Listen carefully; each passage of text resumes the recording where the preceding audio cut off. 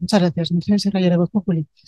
Yo quería preguntar por su primera declaración, su toma de posición sobre la amnistía, cómo se ha fraguado, si se le habían pedido, ha considerado que la tenía que hacer usted, y si se sienten un poco solos, porque desde otras organizaciones empresariales han sido quizás menos rotundos y ha habido que insistir mucho en la pregunta, no sé si tiene esa percepción, y sobre cuándo se preguntó en esta encuesta si estaba ya este tema sobrevolando, ha sido anterior.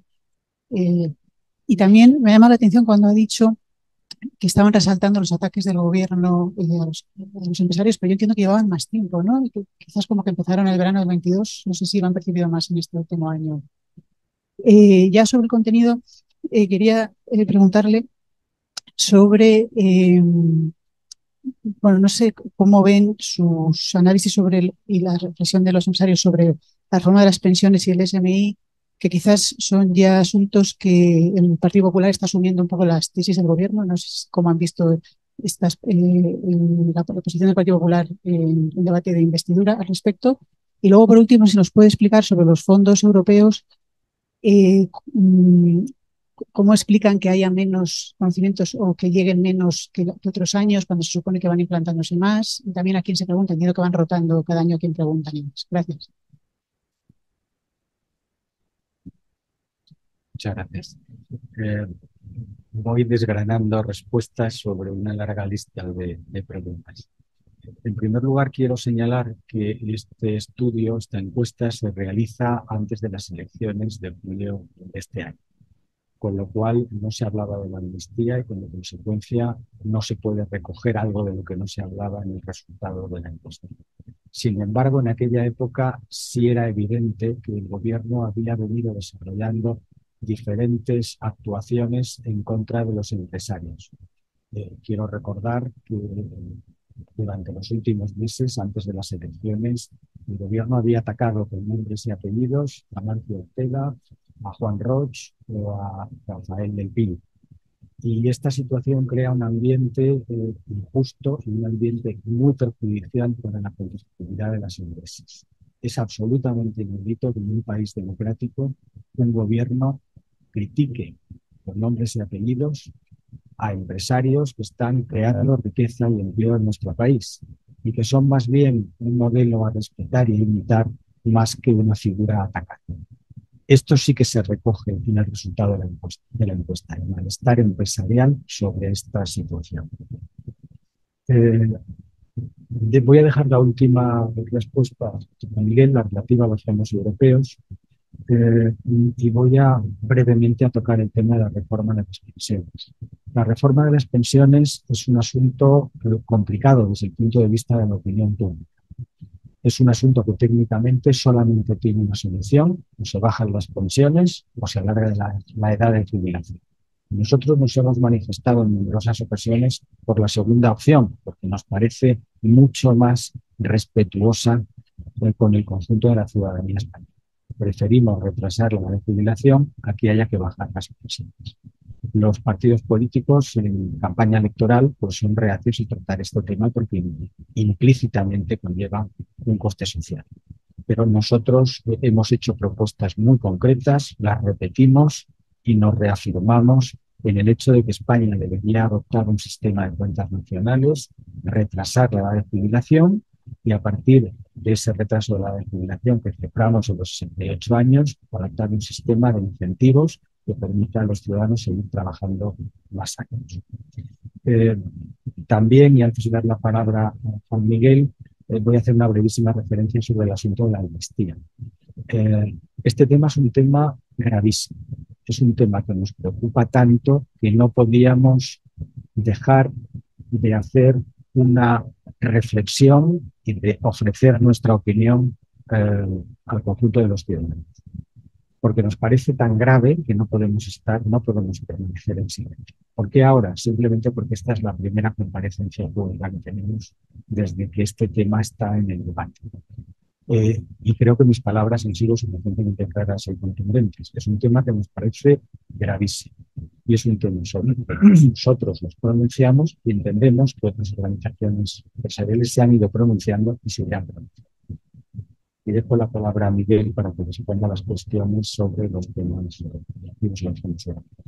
Bueno, responderé en la medida de lo posible porque la transparencia en este tema es bíblica, ¿no? A ver, haciendo un poquito de historia, los fondos europeos, eh, en cuanto a España, fueron enormemente importantes porque la situación económica de España, después de caer el 11,3% del PIB en el año 2020, fue el récord europeo, la situación económica era preocupante, entonces la de Italia también. Por esa razón, son los dos países receptores de una mayor cantidad de fondos. En el caso de España, posteriormente, eh, como resulta que hubo un cierto crecimiento importante, dado que la caída había sido enormemente importante, recibió un segundo paquete de 7.600 millones de euros en subvenciones y de 14.000 aproximadamente en préstamos. Eso hace la cifra que mencionaba antes de los 72.500 aproximadamente y de los 84.000 en préstamos blancos. ¿Qué ocurre? Bueno, pues ocurre que el gobierno español presenta una serie de reformas. Ya saben ustedes que la Unión Europea y el Consejo Europeo tiene que aprobar en sucesivas fases el ir desembolsando estas cantidades. El gobierno español presenta pues, una serie, digamos, de promesas, de reformas estructurales y el Consejo Europeo pues, va desembolsando ese dinero paso a paso. Ese ritmo ha sido alto, es decir, España ha recibido los fondos europeos en unos plazos importantes, en unos plazos relativamente cortos y positivos. Pero claro, el problema que ha habido es que nosotros, por ejemplo, desde el grupo de empresarios, ya veíamos la avalancha que esto iba a suponer, bajo todos los puntos de vista. Es una cantidad de dinero enormemente importante que hay que gestionar, que hay que analizar los proyectos que se presentan para recibir estas cantidades de dinero, con independencia de los PERTES, que son los estratégicos que siguen, siguen un camino paralelo. Y luego también, pues que los funcionarios son los que son y tienen la especialidad que tienen, pero sobre todo el número y la cantidad de proyectos que les iba a caber eran enormemente importantes. Y de ahí nuestra propuesta de crear un equipo público-privado, con gestión privada, tipo el de Italia. En Italia, entonces estaba como primer ministro Mario Draghi y nombró a Vittorio Colau, que era el antiguo presidente de Vodafone, para que formara un equipo de expertos y con medios para analizar los proyectos que se presentaban, digamos, a la captación de inversiones Next Generation. Y esto funcionó. En España, pues, no se quiso compartir, digamos, la capacidad de asignar semejantes cantidades de dinero, y entonces, pues, había atascos por todas. ¿Dónde estamos ahora? Pues yo desde luego no lo sé, porque cada vez salen cifras diferentes. Pero lo que sí digo, porque sí lo sé, es que los empresarios españoles se quejan constantemente de que no les llegan las cantidades incluso aprobadas de los planes ligados al Next Generation. ¿La ejecución ha aumentado su velocidad? Parece que sí, pero dentro de niveles muy bajos.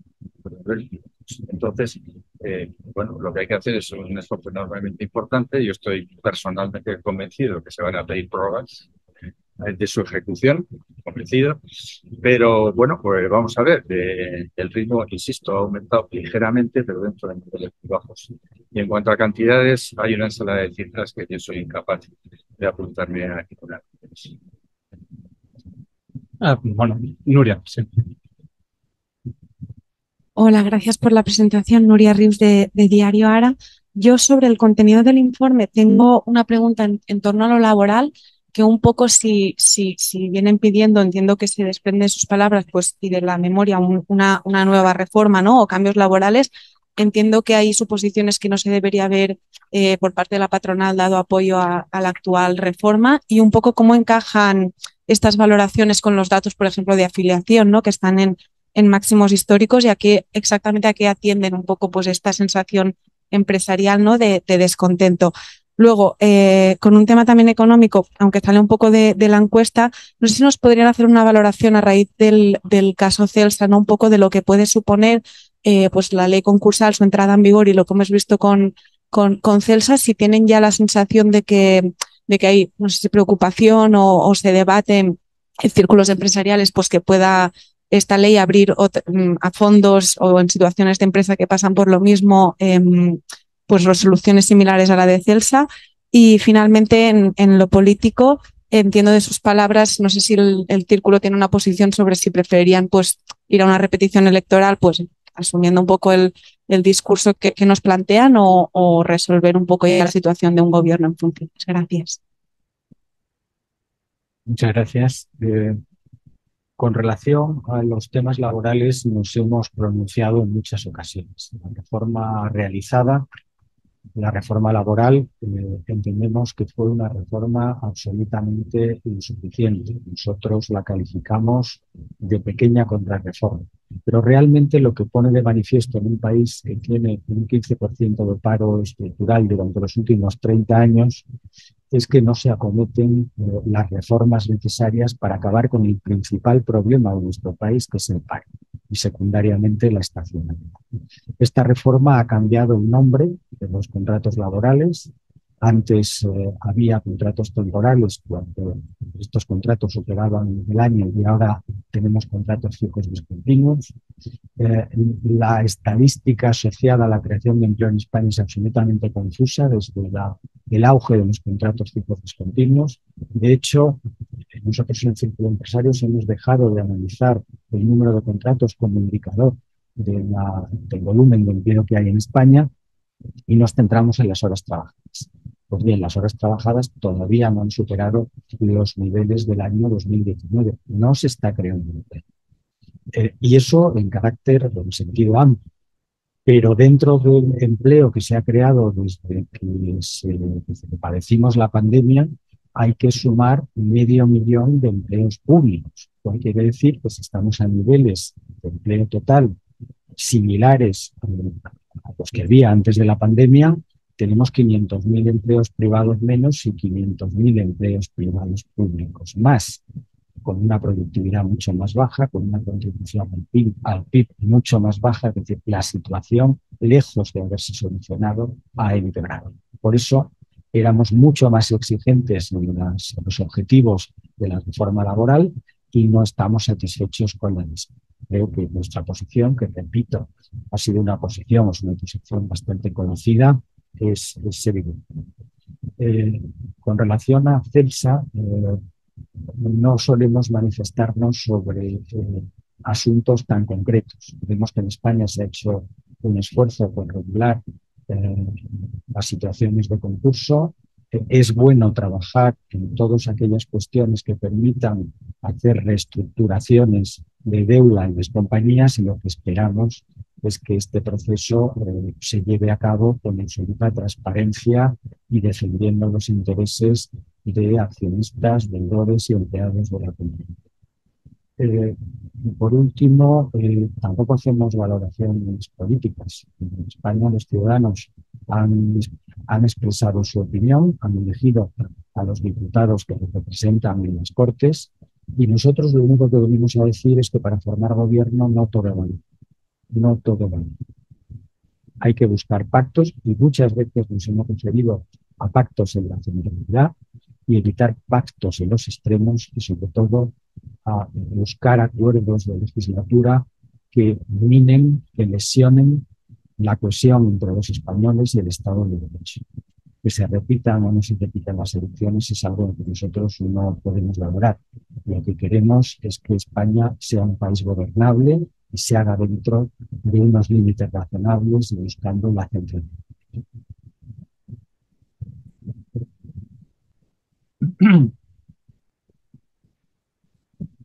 Gracias. Thilo Schäfer de Börsenzeitung, Alemania. Visto desde fuera, puede resultar sorprendente, ¿no? La opinión tan negativa que tienen los empresarios, según refleja la encuesta y lo que dice usted. Bueno, desde Alemania las tasas de crecimiento que tiene la economía española son envidiables, igual quizás la inflación. ¿No cree que las medidas del actual gobierno, reforma laboral, las ayudas, para luchar con los precios, la excepción ibérica, todo esto ha contribuido a que España ha cambiado mejor, según las cifras macroeconómicas, la crisis que otros vecinos en Europa. Y segundo, respecto a la amnistía, bueno, entiendo la preocupación, pero no entiendo muy bien cómo una eventual amnistía podría afectar o en qué manera afectaría a la actividad empresarial. Eso no me queda claro. Sobre la primera cuestión, el sentimiento de los empresarios españoles es negativo porque España es un país que lleva un cierto retraso con relación a otros países de la Unión Europea, como por ejemplo Alemania. El Producto Interior Bruto es sustancialmente más bajo por cápita, la renta del trabajo también es sustancialmente más baja, es decir, nos queda mucho camino por recorrer. Y los empresarios tienen ese sentimiento de frustración porque España podría ir mucho más deprisa a la convergencia y sin embargo vamos muy despacio. No aumenta la productividad laboral en España, es decir, vemos los empresarios con frustración que España podría ir mucho más deprisa y no lo hace. Con relación a las medidas del gobierno, una cosa es lo que se oye sobre esas medidas y otra cosa son los impactos que esas medidas causan. Y en nuestra opinión hay mucho marketing con relación a las medidas que se aprueban y luego no se examinan, no se evalúan los datos. La reforma laboral, mirando los datos, ha sido una reforma tibia, incompleta, y si se hubiera hecho de otra manera, habría permitido crear mucho más empleo del que se ha creado. Y como consecuencia estaríamos convergiendo mucho más deprisa.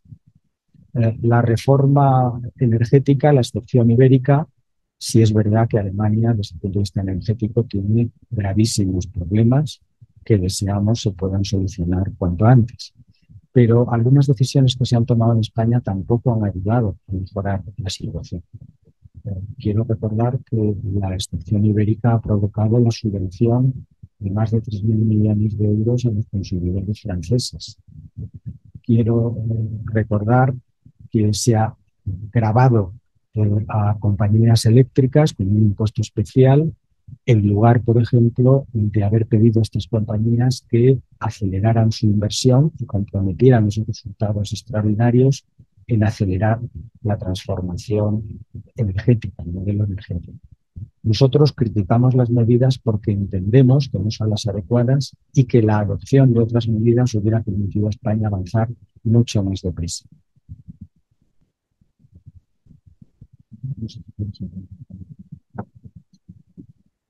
Y con relación a la última pregunta, la amnistía, señalar que la amnistía, tal y como se está en este momento planteando, es grave. Es grave porque la amnistía, como citaba al principio de mi intervención, es una medida absolutamente extraordinaria. Es una medida que debería ser apoyada por la inmensa mayoría de la Cámara, del Parlamento. Es una medida que debería implicar un acto de reconciliación. Sin embargo, aquellas personas a las que se está dirigiendo en absoluto reconocen haber cometido un delito y en absoluto se comprometen en una reconciliación a no volver a cumplirlo. En definitiva, significa, por su propia concepción, el deterioro de nuestra convivencia, de nuestro Estado de Derecho y de la inestabilidad jurídica y de la seguridad jurídica en España, puesto que discrimina a los españoles que no son tratados de la misma forma, no son tratados igualitariamente ante la ley. En definitiva, todas estas cuestiones, la inseguridad jurídica, la diferencia de trato, preocupan enormemente a los empresarios porque tarde o temprano significarán un problema, un lastre para el crecimiento. ¿Había alguna pregunta más en la sala? Sí.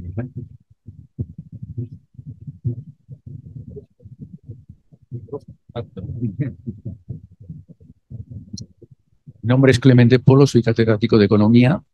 He sido catedrático de Economía en la Universidad Autónoma de Barcelona hasta el año 2020, desde 1992, y actualmente soy catedrático emérito en el CEU. Y yo quería plantear otras cuestiones que no han salido todavía. Se ha hablado, por ejemplo, sobre las buenas perspectivas del PIB en España en comparación con la media de la Unión Europea. Y recientemente, por ejemplo, he escrito un artículo en Expansión titulado Crecimiento del PIB, cifras y dudas, publicado me parece el 16 de septiembre por ahí, en el cual cuestiono las estimaciones del PIB que está realizando el INE. Y esto entronca también con lo que se ha dicho aquí sobre el deterioro institucional, porque no solamente tenemos un deterioro institucional en el CIS, también lo tenemos en el INE y en algunas otras instituciones. Y como economista, pues obviamente a mí me preocupa la del INE. Cierto es que desde que el señor Rodríguez Pons, un catedrático con muchos méritos, un económetra prestigioso, fue destituido, prácticamente destituido, a finales de junio del año 2022, el PIB ha crecido como la espuma de España. Mis cálculos son que aproximadamente 1,5 puntos del crecimiento del PIB en el año 2022 ha sido el resultado de las revisiones.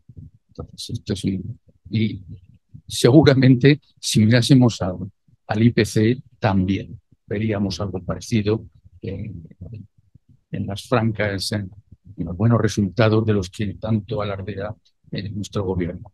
No sé si ustedes tienen algún punto de vista sobre la situación que está pasando también en el Instituto Nacional de Estadística y sobre la fiabilidad de las estimaciones.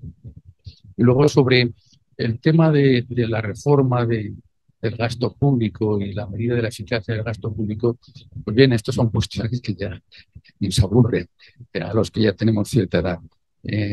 Mi impresión es que por esta vía se va a conseguir muy poco porque las administraciones públicas son profundamente ineficientes. Yo he vivido la administración pública en la universidad, pero también la viví como asesor de Felipe González en Moncloa en los años 90. Y puedo constatar que la eficacia de la administración pública es, no sé si igual de mala, pero muy parecida a como era entonces. Quizá cuando se habla de las reformas, habría que hablar de la medida de la eficacia del gasto público, habría que ir un poco más al detalle, porque hay cosas que son muy difíciles de reformar, pero hay otras que sí. Entonces, yo creo que quizá proponer algún modelo de gestión, alguna cosa que yo creo que va a chocar los sindicatos de una manera brutal y que quizá es pedir peras al horno, pero afinar un poco más, no hablar simplemente de la reforma de la administración. Muchas gracias. Con relación al primer asunto, con relación al PIB, sí constatamos que el PIB español está sufriendo un fuerte proceso de desaceleración. Quiero recordar que las estimaciones de PIB para este año prácticamente se han conseguido ya. Lo que tenemos es 3 trimestres buenos que van a dar lugar al crecimiento que realmente se está pronosticando después de un verano turístico bueno, y vamos a tener un último trimestre malo o muy malo, pero no va a afectar sustancialmente a los datos del PIB de este año. Todos los organismos internacionales cuestionan el PIB del 2024, porque como vamos a empezar con un PIB muy débil, el PIB del año 24 va a depender de la capacidad de recuperación que tenga a lo largo del año. De hecho, las cifras de crecimiento se conseguirán más bien al final del año que viene que a principios. Con lo cual comparto las dudas sobre en qué situación real estamos y qué puede conseguir la economía española el año que viene. Como decía Miguel, la economía española depende mucho de sus exportaciones y depende mucho de sus dos principales clientes, que son Alemania y Francia. Como consecuencia nos preocupa la situación de Alemania. Si Alemania está en este momento en situación de recesión técnica y además los datos de crecimiento previstos son muy bajos, prácticamente estancamiento durante los 2 o 3 próximos años, la economía española se verá afectada. Datos recientes sobre la evolución del PIB alemán preocupan también en la economía española.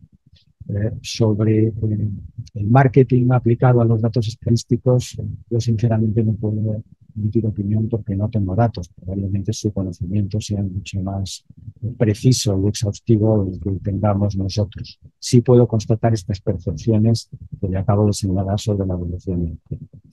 Y con relación a la reforma de las administraciones públicas, quiero recordar que el Círculo de Empresarios publicó hace unos meses un documento de casi 50 páginas sobre la reforma de las administraciones públicas, haciendo un esfuerzo de detalle.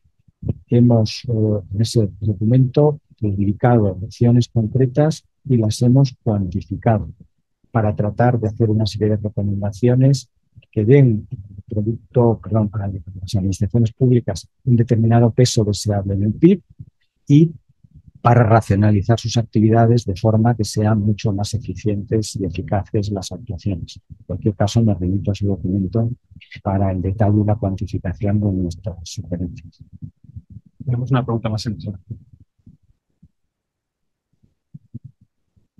el Buenos días, soy Javier Antonio de La Razón. Yo quería saber si nos puede decir o cuantificar cuáles son las razones del maltrato del gobierno hacia los empresarios. Si ustedes tienen un pensamiento sobre por qué lo hacen. Yo creo que el planteamiento no es muy complicado, es un planteamiento básicamente ideológico. El gobierno tiene una determinada forma de actuar, unas determinadas políticas, y en esas acciones y políticas tiene un sesgo ideológico claro. El sesgo ideológico implica no valorar la figura del empresario y valorar sobremanera las capacidades de actuación del Estado. En ese contexto, el empresario, y no es una frase nueva, yo quiero recordar una frase muy antigua de Winston Churchill que decía, con relación a su país, a Inglaterra, que en alguna medida nos lleva a una cierta delantera intelectual sobre algunos asuntos, pero Winston Churchill decía, algunos ven al empresario como un tigre al que hay que abatir, otros como una vaca a la que hay que ordeñar, y muy pocos ven al empresario como el caballo que tira del carro de la economía, del crecimiento y del empleo. Pues este gobierno nos ve como un tigre al que hay que abatir, y lo ve así por razones fundamentalmente ideológicas. No creo que haya otras causas. Tenemos una pregunta online. La leo. Noelia Casado, de La Información. En las últimas semanas, los sindicatos han puesto el foco en la necesidad de mejorar la regulación de los contratos parciales en España. ¿Comparten este diagnóstico? Los contratos a tiempo parcial, entiendo que se refiere a los contratos a tiempo parcial. Los contratos a tiempo parcial son contratos que permiten a la economía española una gran flexibilidad. Permiten a empresarios y trabajadores organizarse de forma eficiente. Y quiero recordar que esta figura es una figura estrella, por ejemplo, en Alemania, donde ha significado para muchas personas poder incorporarse al mercado de trabajo, adquirir experiencia e ir ganando puestos y posiciones de mayor duración y de mayor responsabilidad. Regular los contratos de trabajo, aumentar la hiperregulación, en este momento no nos parece positivo. Y creo que va en la línea sindical de tratar de interferir, de controlar cuanto más mejor el mercado laboral, cuando el mercado laboral lo que necesita es menos regulación, más libertad, más capacidad para la creación de empleo y más compromiso de empresarios y de trabajadores para acabar con la enorme lacra del desempleo. Si no hay más preguntas, que creo que... perdón. Sí, buenos días. Soy Carmen Obregón de The Objective. A ver, varias cuestiones. Ustedes han hablado del PIB de 2024 y dicen que este PIB de 2023 va a acabar más débil, por tanto 2024 va a empezar también peor y tardará unos trimestres en recuperarse.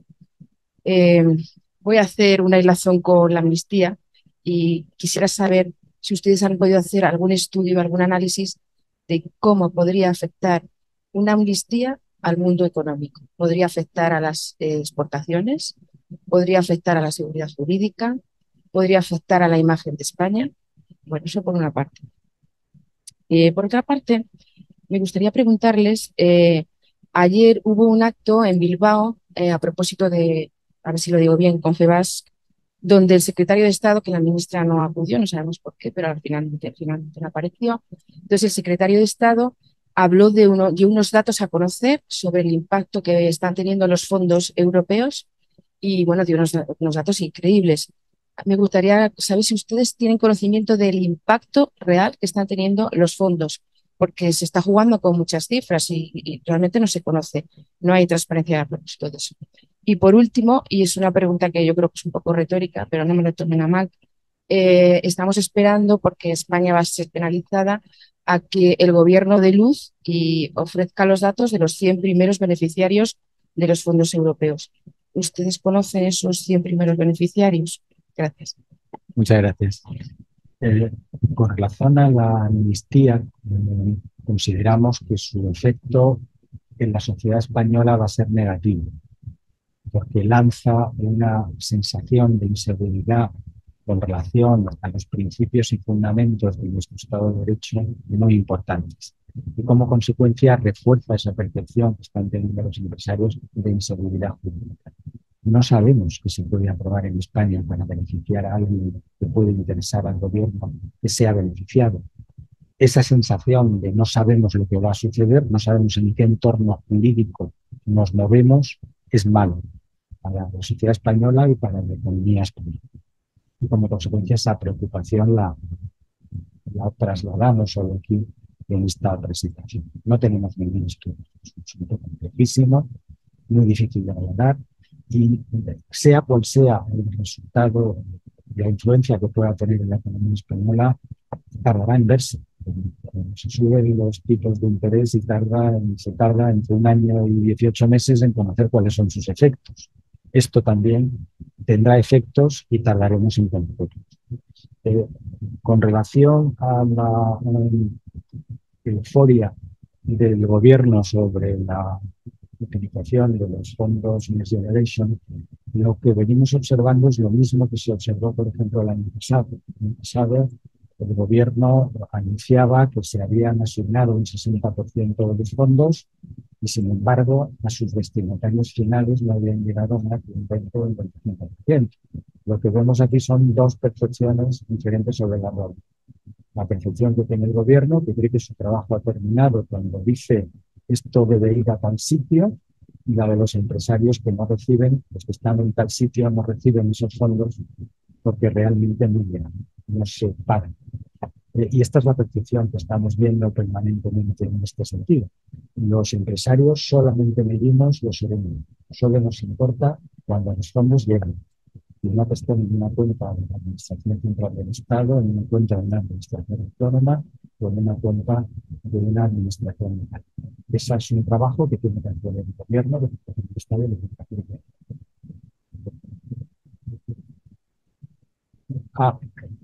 Como no puedo contestar, pues perdóneme, pero no voy a darle ninguna respuesta. No sabemos de eso. Sí, hablando del tema que ha planteado usted. Perdón, se refería al PIB 2023 y al PIB 2024. Y hemos comentado que venimos de crecimientos del 1,5% oficiales. Las exportaciones crecieron en el primer trimestre de este año. Pero a partir de finales del primer trimestre, las exportaciones se deterioraron y el PIB empezó también a bajar. Con lo cual, nuestras perspectivas de final de año 2023 es que el incremento del PIB del cuarto trimestre va a ser mínimo, si es que existe. Y lo que suele ocurrir es que este tipo de situaciones tienen su inercia. Por eso decíamos que de cara al 2024, el primer trimestre y el segundo trimestre seguramente pensamos que va a ser de crecimiento bajo, en línea con el último trimestre de este año, y que en cambio el segundo semestre del 2024 pues puede ser más positivo.